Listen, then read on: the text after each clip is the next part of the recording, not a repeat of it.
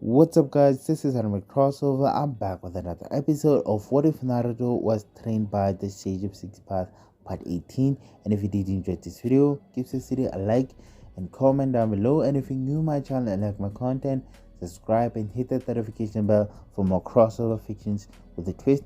Now let's begin this new video. Chapter 27. Are you a man or something else? I see. I hope you understand. I believe this is a good solution for all of us. Clone Naruto gulped anxiously as he looked between his creator's master and the Archangel, sensing the tension between them. It was devoid of malice. The delicate but powerful aura projected by both veteran fighters filled the elder's room. Hayato crossed his arms and closed his eyes, deep in thought after everything he'd been told. Why wouldn't he, given that his disciple is the heir to an Olympian God as well as one of the new leaders of the Greek faction? Now, one of Christianity's most significant and recognized religious authorities is seated in his room, requesting permission for their faction's peace talks to take place at his favorite vacation destination. He must now choose whether to say yes or no. Elder Furinji, if you need more time to think about this, I completely understand, Michael informed the human, expecting for his expected response. If it doesn't work, Searsex has an alternate place in mind for his sister's school. Well, I do need some time to think about this, and I appreciate you asking. The Archangel nodded before chuckling, raising the eyebrows of his two hosts. To be honest, Hayato Furinji, I'm relieved to have finally met you. We in heaven have been watching you since you were a child, and we have been in awe of all your accomplishments, Michael exclaimed, eliciting a proud snort from the martial arts expert. Clone Naruto sighed and responded just as the elder was about to boast.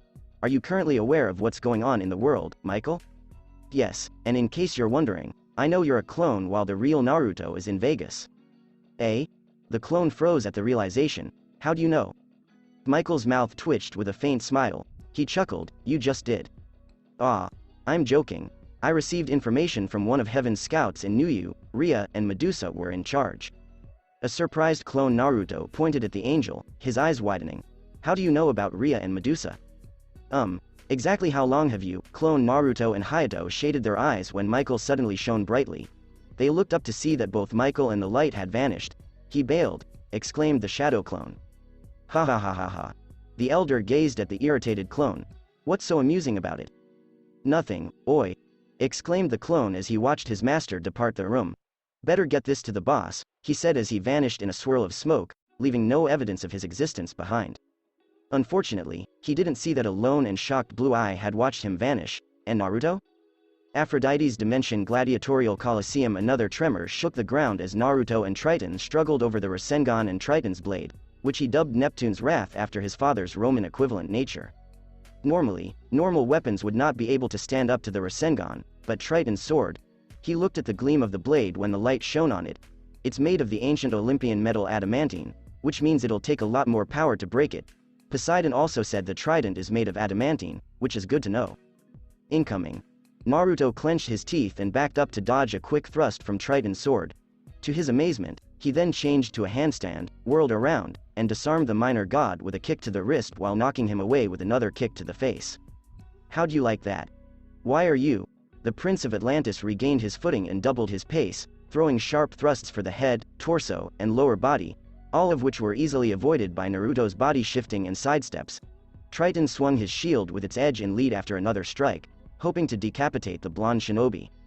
Pivoting around the shield, Naruto delivered a strong punch to Triton's temple, followed by a sudden giant Rasengan to the face. As the body of a minor god flew across the arena and crashed into the wall, the ground beneath their feet shook and a large amount of dirt chucked up a dust cloud. My daily training, combined with the Furinji style, makes this possible, Naruto stated, briefly making a fist before sensing a familiar feeling coming from behind him. Could that sensation be? No. His response was a barrage of yellowish flame bullets from the opposing side, forcing him to easily evade each one.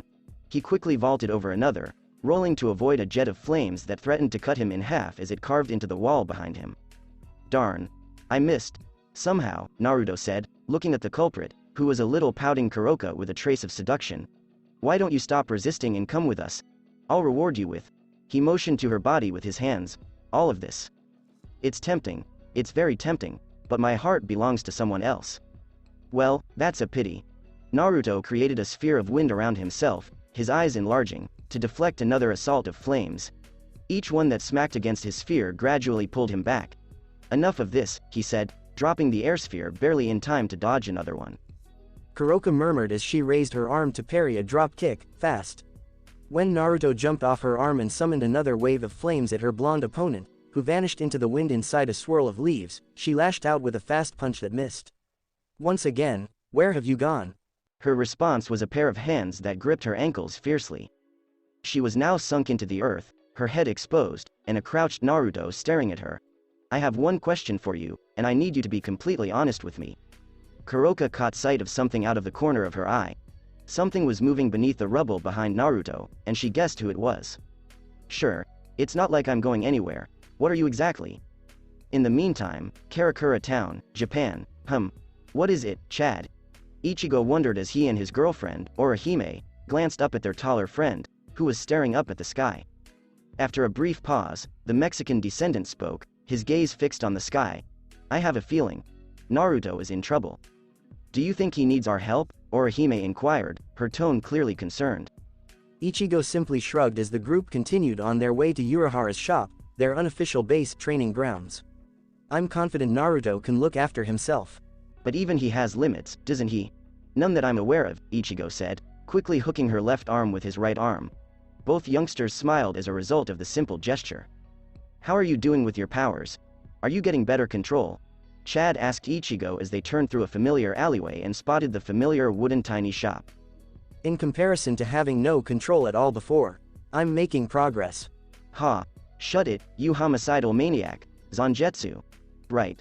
Zangetsu said calmly but seriously.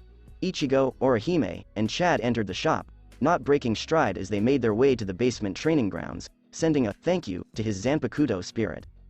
This time, though, there was no evidence of their blonde friend's clone. He's not here. Again, an enraged Ichigo exclaimed before Orihime calmed him down. He quickly took out his badge and transformed into a Shinigami before walking away from Orihime and Chad. He walked a few more steps before turning around and drawing his sword in a basic two-handed grip. Oh well, I guess you'll have to practice more now.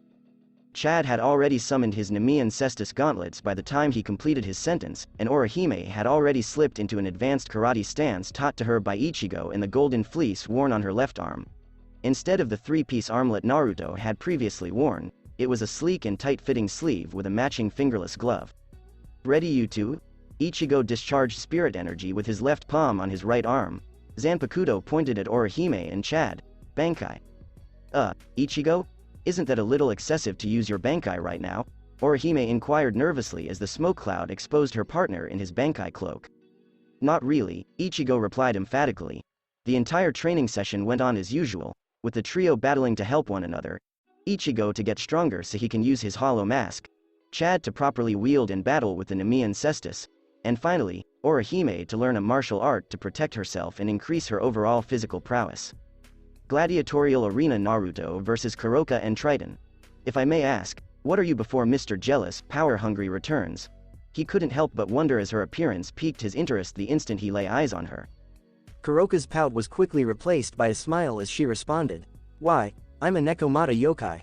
Are you a Nekomata? I'm the cat spirit. I know what a Nekomata is. I'm not an idiot, Naruto deadpanned. Yes, you are, Kurama answered flatly, earning a ticking mark from his Jinchuriki. Anyway, what's the deal with the Chaos Brigade? Instead of responding, a smile crept across Nekomata's face, indicating something else. Something else is approaching from behind him right now. Naruto whirled around in his crouching stance and leapt forward, arms extended, into the astonished Triton's stomach at point-blank range. Furinji Chijiguruma, exclaimed Furinji. Gah! But Naruto wasn't done yet, as he launched another attack, this time with his signature slam to the face. Rasengan. The minor deity was launched through the wall and into another room by the dual combos.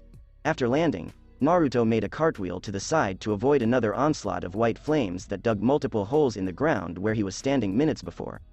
The Nekomata grimaced slightly as the human dodged her assault yet again, but she is thinking about something. It was her blonde opponent's final attack on her future mate, before disposing of him like he was nothing. The technique's strength was quite familiar, yet considerably more potent than she had previously faced. Could you be using chakra by any chance? Naruto stared at her in utter stillness as he entered his frog Kata posture, but he was freaking out on the inside. How the hell did she know? There's no one else in this world who can chakra except that snake Kabuto and I. Moments passed as the two warriors stood silently facing one another, the wind gently breezing across their fluttering garments, waiting for the other to make the initial move. Despite the fact that it was evident who was making the first move, Kuroka crossed her arms as Naruto appeared in front of her via shunshin with a front kick targeted at her midsection, wincing as a result of the hit and the strength it provided. Strong for a human, she said as she pushed back the limb and lashed out with a high kick, which caused Naruto to bend his body backwards, revealing her lengthy leg. Naruto tightened his grasp on the outstretched limb before she could pull it back, spinning around quickly with Kuroka in tow, sending the air to spin around his body. Naruto let go of the limb after a few moments, sending her falling toward the pavilion, but she regained her calm and landed on the wall instead. She couldn't rest for long as she hopped off to avoid another Rasengan that was plainly targeted at her. Kuroka jumped a safe distance away, watching the pavilion disintegrate into ruins as a dust cloud engulfed the location and her opponent. That's chakra you're using. I never thought a human could use it, let alone manipulate it in the way you do, Kuroka stated, dropping her light-hearted demeanor. This is going to be difficult. From the way you're speaking, I'm assuming you also use chakra, Naruto answered as he marched out of the dust cloud, appearing ready as usual. I'm surprised that another being, let alone a different race, can use chakra if she's a Nekomata and the way she was talking about it. AARRGGGHHH. The hole in the wall blew nearby, scattering debris throughout the entire arena, which the shinobi and the Nekomata dodged with vigor to avoid having holes burrowed into their bodies. What happens now? His response was a walking figure emerging from the smoke, and that figure is Triton. A very angry Triton shining in his power aura. He lowered his sword and shield and assumed a combat stance that was eerily similar to Naruto's. I've seen that stance somewhere before, but where? Beginning of flashback, Kamigawa Gym. Naruto leaned against the wall, staying out of the way of the four important members as they honed their boxing abilities to perfection. After several hours of training with the Elder, the shinobi was given 2 hours of respite. The noises of fists hitting sandbags and chains echoed throughout the gym. However, only 2 members worked harder than the others. Takamura and Ippo are best friends. Those two are really talented and hard workers, Naruto thinks, his gaze fixed on his somewhat shorter boxing partner. To be more specific, he was concentrating on his combat stance. Ippo bent forward, his center of gravity dropped, his elbows defending his stomach, hands near to his chin. His upper body was gently bobbing and weaving, as if he was prepared to avoid an attack. The overall position gave the impression that he was playing the child's game, peekaboo. What kind of stance is that? After finishing his 3 minutes of sandbag banging, one of the fighters, Kimura, approached Blonde. Kind of weird to you, huh? He asked himself before responding to Naruto. The peekaboo style was developed by world-renowned trainer Dumurata, who taught it to heavyweight world champion Mike Tyson. I thought it looked like he was playing that game. Because Ippo is an in-fighter, he needs a tight defense while overpowering his opponents, Kimura explained. So the peekaboo style gives Ippo a strong defense while allowing him to throw punches without sacrificing any power. Naruto wondered as he observed Ippo fire a fast uppercut at the mitt Kamigawa was wearing. That sounds great, but I have one question. What exactly is it? Who's Mike Tyson? The next thing he knew, many of the gym members, including Ippo and Kamigawa, were hounding him for his lack of knowledge of one of the world's most notable heavyweight champions. Flashback concludes, does he know anything about boxing? He got his answer as Triton launched his onslaught, pelting him with punches and kicks. Naruto easily avoided them, but he was taken aback by their accuracy and quickness. They aren't as crazy as brawling punches, but they're also not as composed. After escaping another punch, Naruto threw his own, only to be blocked by Triton, who grabbed his arm, slipped backwards onto the ground, placed his leg on his body, and extended it, kicking him away to a pillar. However, Naruto spun in midair, regained his composure, and landed with his chakra-coated feet on the polar side. That was a roundhouse throw. His senses went crazy, and he scrambled from the pillar just in time as a barrage of white flames smashed it to pieces. When Naruto arrived, he noticed Kuroka and Triton charging at him in a pincer formation. All right, then, bring it. And everything went as planned. The trio began an exchange of attacking and defensive abilities, with Kuroka and Triton on the offensive and Naruto on the defensive. Naruto shoved Kuroka and lifted her off her feet with a low leg sweep after guiding Kuroka's newest strike, before delivering a strong punch to Triton's jaw. Recoiling from the strike, Triton held Naruto in a bear grip before arching his back and slamming his head and shoulders into the ground. He then let go before leaping into the air, rubbing his hands together and gradually opening them to display a small electrical current and water flowing around each other. "Take this and die," yelled Triton as he unleashed his strike, a wide jet of lightning and water designed to kill on hit. Naruto exclaimed before leaping to his feet and thrusting his arms into the air, creating a vortex-like blast of wind in response. Wind style, divine downcurrent. After the two attacks collided, another shockwave ripped through the air as the three combatants entered the newly formed dust cloud that engulfed the arena once more. In the meantime, with Ria and Medusa. Yes, Ria? I completely regret leaving Naruto back there. You, too, huh? When the two females arrived at Aphrodite, they were surrounded by hordes of cyclops and centaurs. Cyclops are enormous humanoid beings with large muscular builds, and their most distinguishing feature is their single eye, whilst centaurs are beings with an upper human body and an adult horse's bottom body. Aphrodite sat on a pink marble throne adorned with stone-engraved depictions of doves and dragons, her holy animal and that of her former lover Ares, respectively. She had a smug smirk on her face as she extended her hand and gave a thumbs down. In gladiatorial combat, the universal indication to kill. The centaurs nodded and charged at Ria and Medusa, who discharged 4 arrows in quick succession into their hearts. Ria kicked a cyclops blade away, then used the spinning motion to execute a roundhouse kick to the skull, knocking it unconscious as it plummeted backwards to the ground. A centaur yelled as it galloped on the earth with its muscular hooves and a drawn sword. Its intended audience, Medusa. However, the Kuroka-style disciple detected it and quickly turned around, catching the blade with the bow's string. Pivoting on her toes, she seized the centaur's charging moment to turn it over while also disarming its weapon. Medusa then jumped on top of the dead centaur and poked an arrow into its eye, killing it.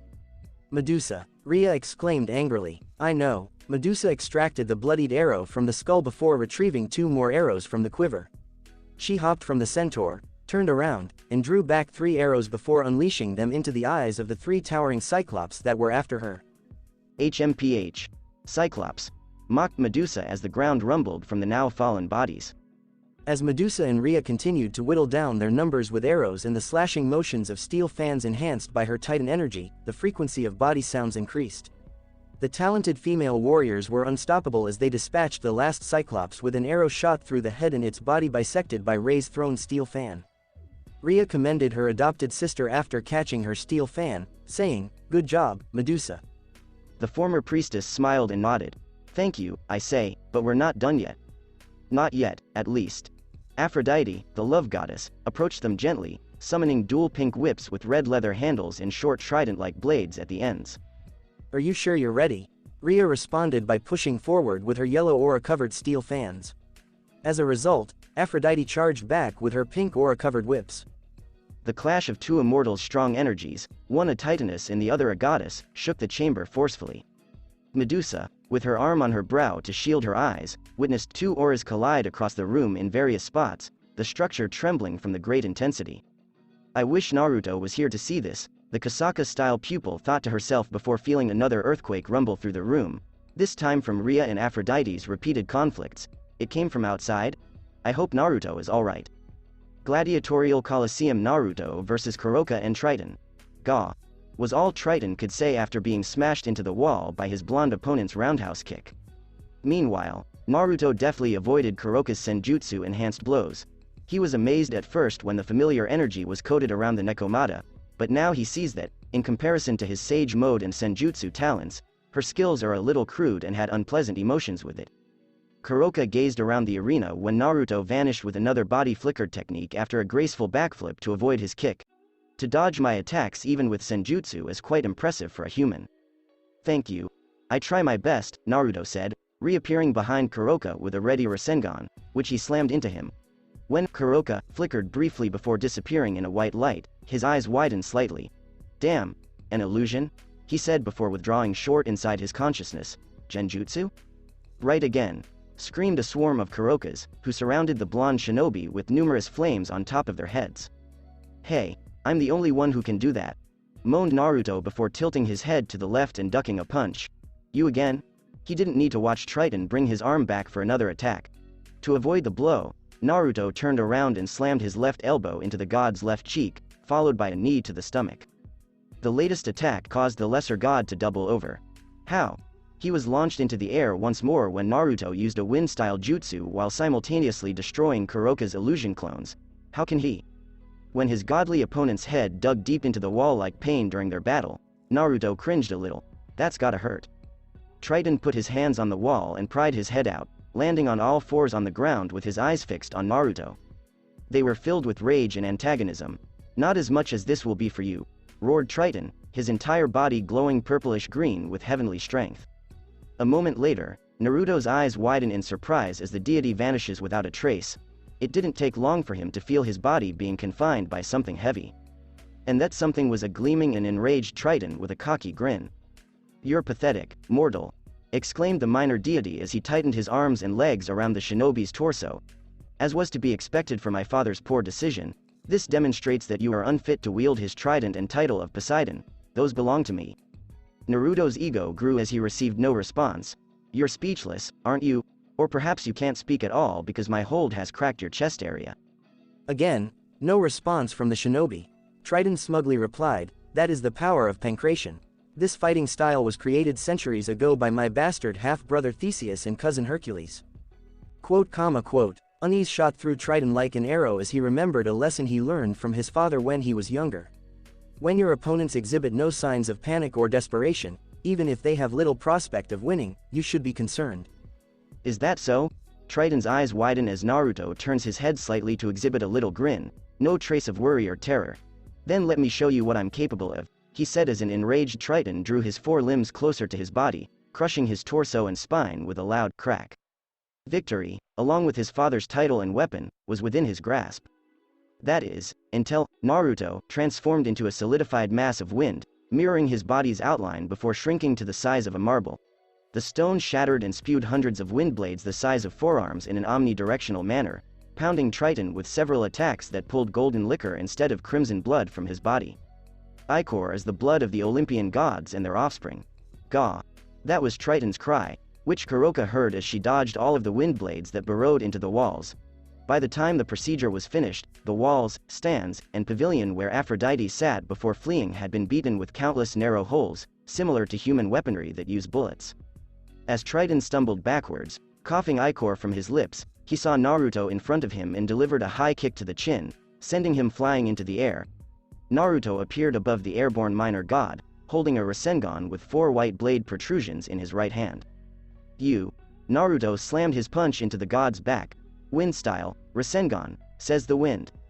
Excruciating pain echoed through Triton's body as the onslaught seemed to sink deeper and deeper into his body, almost as if it would puncture through him at any minute. After all, the technique is essentially chakra enhanced by wind. Naruto decided that enough was enough and let go of his wind-infused Rasengan.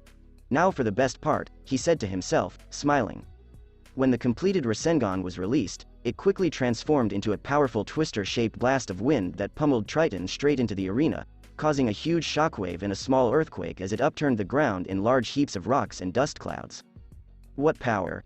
Kuroka exclaimed, her voice trembling slightly as she covered her face with one arm while holding onto her yukata, which threatened to expose her body due to the strong wind.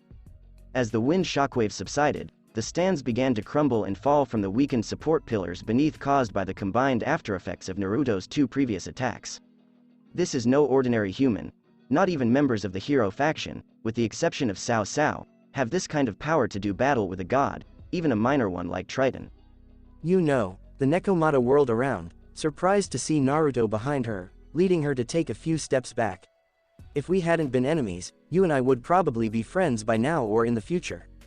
So fast, even with my senjutsu, it's..." Kuroka and Naruto both looked to the edge of the crater, where a heavily injured and bleeding Triton crawled towards them, his fractured armor falling to the ground piece by piece. His eyes were filled with fury and vengeance, the hallmark of someone who would not give up until he or she obtains what he or she desires. "He's moving after taking that attack," Kuroka wondered, while Naruto seemed uninterested. Triton barely managed to lift his head as his body gave out on him due to the trauma. "It's not over. You may have defeated me, but my plan is already in action." "A plan?" Naruto inquired, adopting a contemplative stance. "What kind of plan?" "Oh, you mean the plan to depose your parents and your council and usurp Atlantis' throne?" Triton's eyes widen in surprise as he hears his adversary reveal the specifics of his scheme. "Yeah, that grand plan of yours," Naruto sadly stated. Flashback starts. Poseidon's palace, Atlantis. "I still can't believe you. Naruto, please, you lied to me." "I know I did, Poseidon said emphatically as he released some of his heavenly strength, putting an end to his successor's fury. And, while I will tolerate your attitude, you will show me respect as your predecessor. Naruto turned aside, growling heavily in his throat. Is that all you wanted to talk to me about?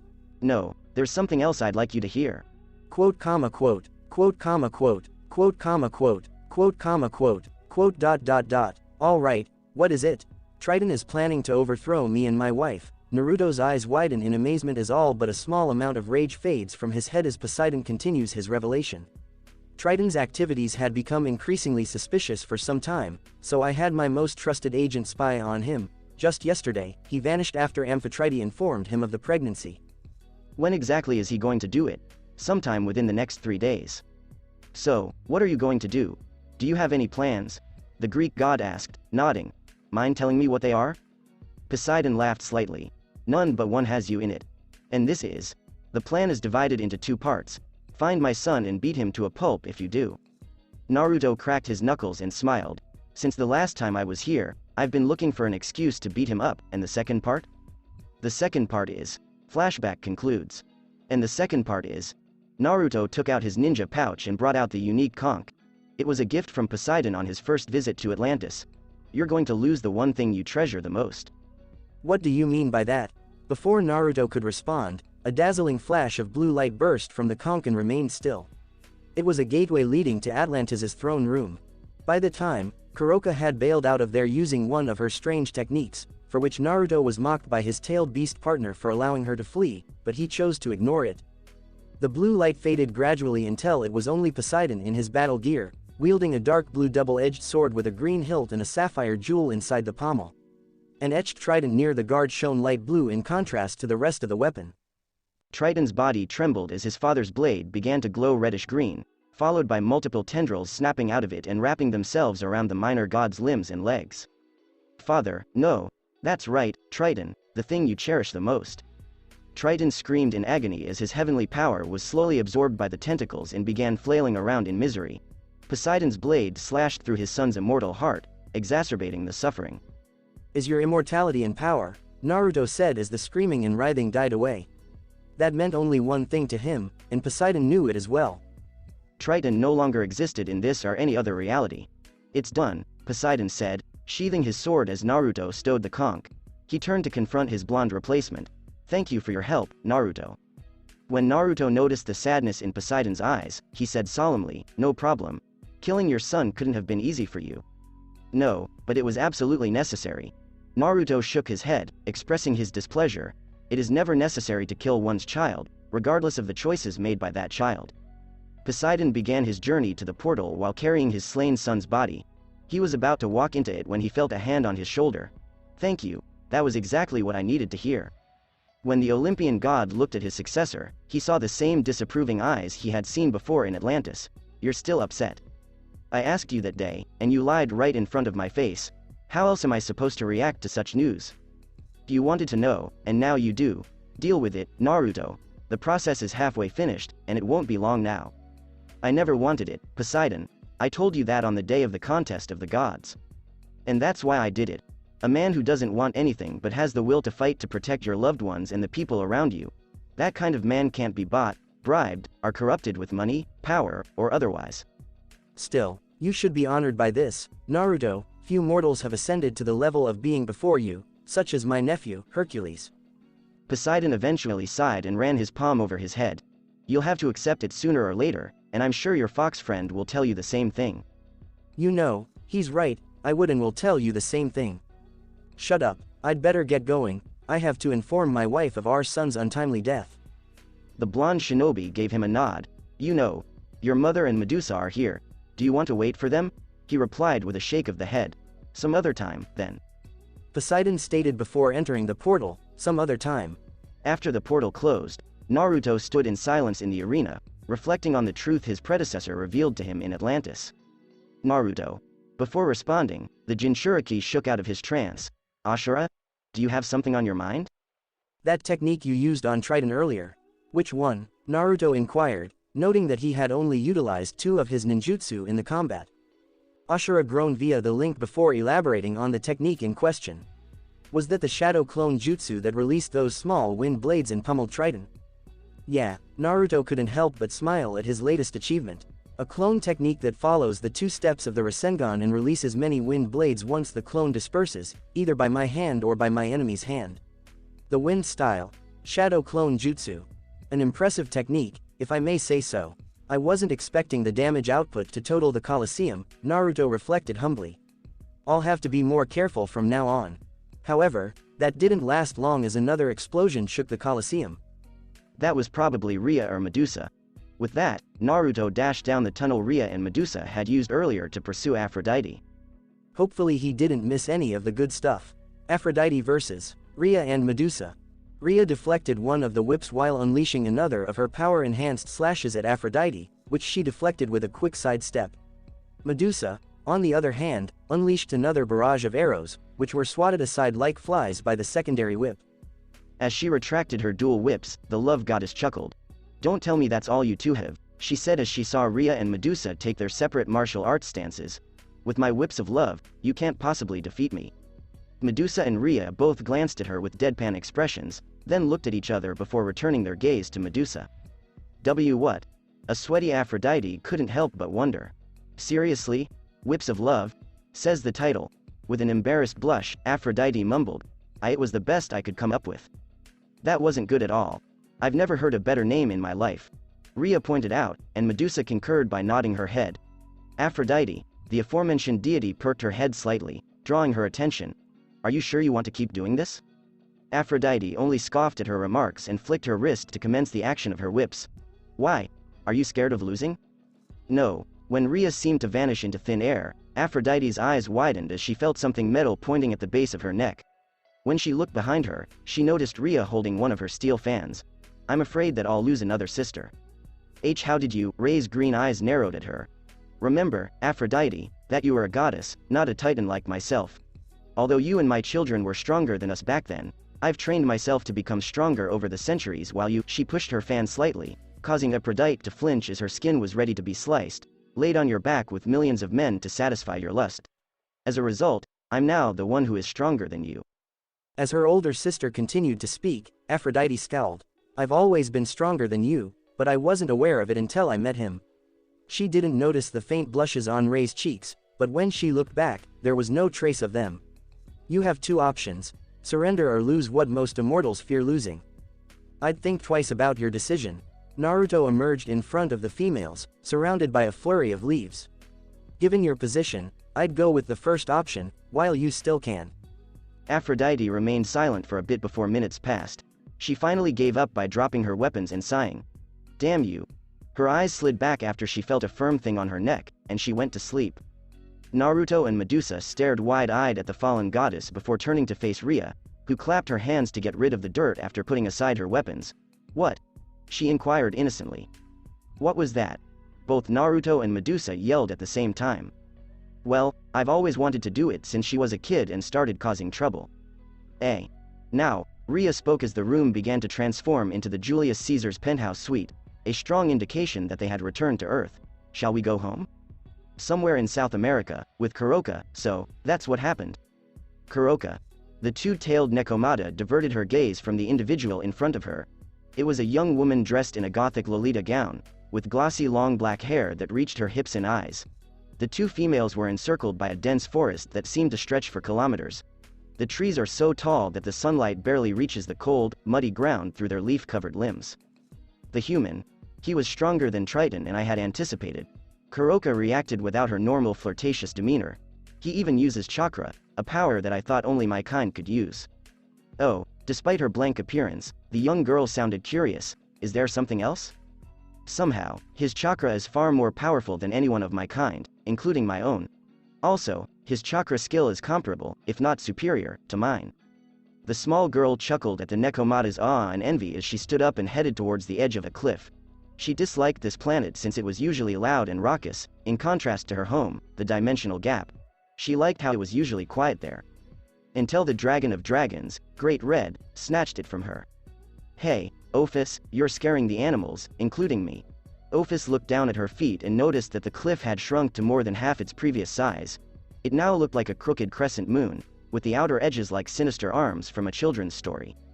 Kuroka, who was sitting on a limb a little further away but within earshot, wagged her tails before jumping off when Ophis signaled that it was safe.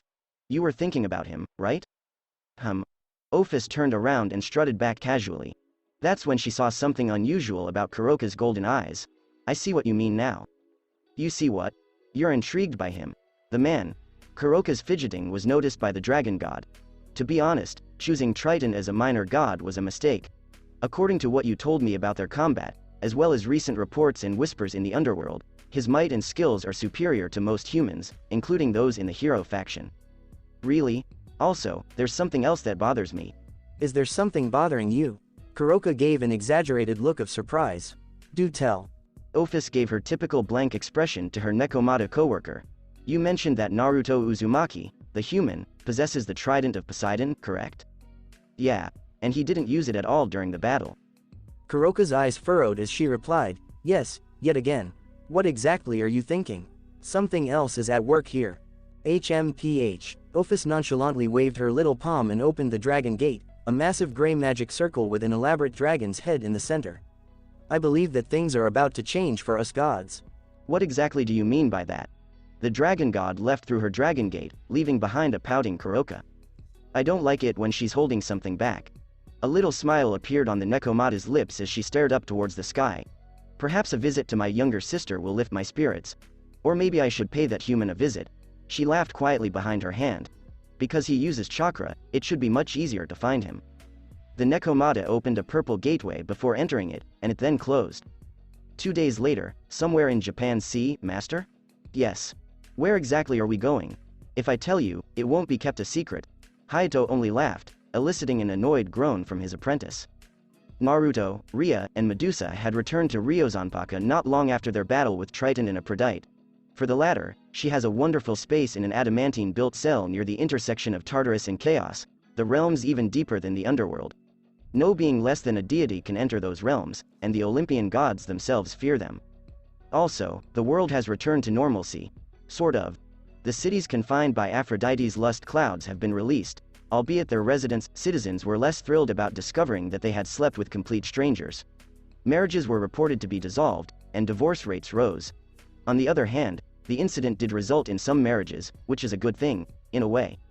Naruto sat at the helm of the wooden ship that the Ryozanpaka villagers had built themselves in order to save money. It was a modest ship with a second story that contained the helm and a small mast that flew a flag with the ship's name, the Saratoga II. When he inquired about the fate of the first ship, all he received was a deathly gaze from his master. It was also convenient for them to put their martial arts skills to use for something other than fighting. As a result, the master and his students stood silently, taking in the beauty that the earth has to offer her inhabitants. The sun's rays reflected off the ocean's surface as a pod of dolphins dived in and out of the water on the ship's port and starboard sides. A few minutes later, the object of their position appeared over the horizon, growing in size and range as they got closer to the obvious landmass. A mysterious island off the coast of Japan that appears to be known only to the Ryozanpaka masters and residents. Naruto, greetings from Furinji Island. Whoa. The two warriors took a stroll through the natural thick blanket of trees that encircled the island after landing the boat at a makeshift pier. The shinobi soaked in the natural energy that was unusually more abundant than the rest of the planet as they moved at a leisurely pace. This island. It's lovely and peaceful. Naruto simply stated, and the elder nodded in agreement. When did you find it? I discovered this island a few months after the end of World War II. Hayato's mouth was engraved with a faint smile, which the younger blonde observed. That's when they came upon a clearing in the woods and discovered a house in the middle of it. The wooden construction appears to be handcrafted as well. This was the spot where I proposed to my wife, may God rest her soul. The shinobi only smiled. So, this island is special to you, huh? Not only to myself, but to everyone at Ryozanpaka. This includes you. Before turning around to face his younger blonde counterpart, Hayato mentioned. I never imagined that my vacation spot would be the site of the three factions' peace talks. The Furinji-style master's shocked expression must have been amusing as he chuckled a little. Do you mean? Are you certain, master? I believe you require extra time to consider this. You said it yourself, Ryozanpaka is a great destination for everyone. And I really meant it. But, you fear for our safety.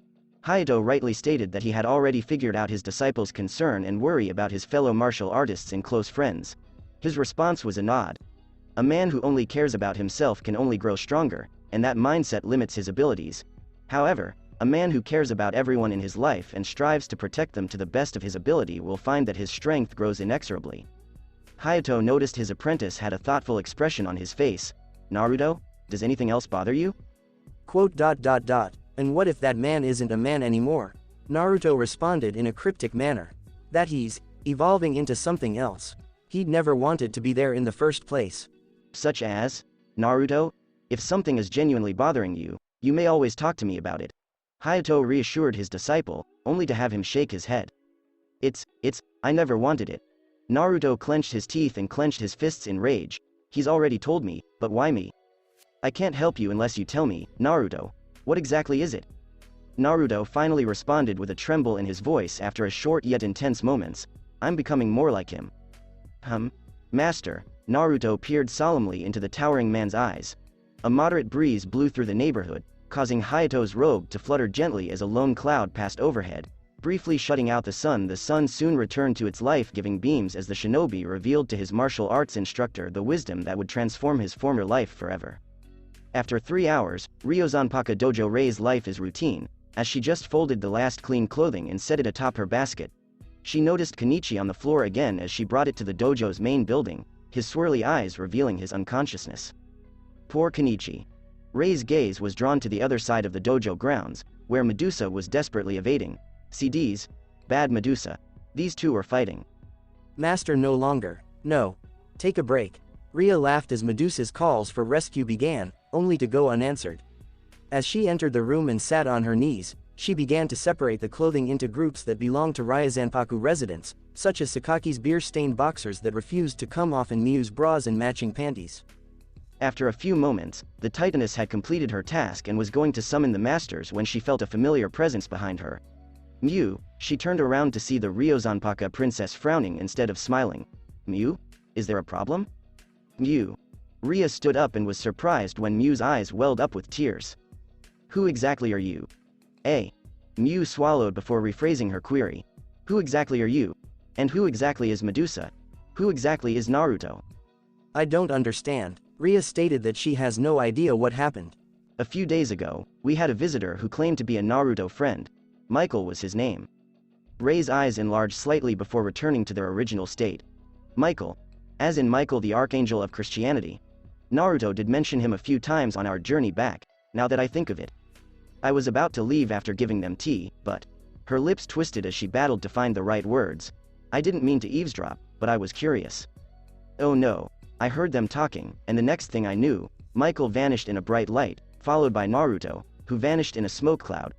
I also heard something about Naruto being a clone. Did she witness Naruto's shadow clone disperse? Okay, this isn't looking good. Ria then took turn speaking.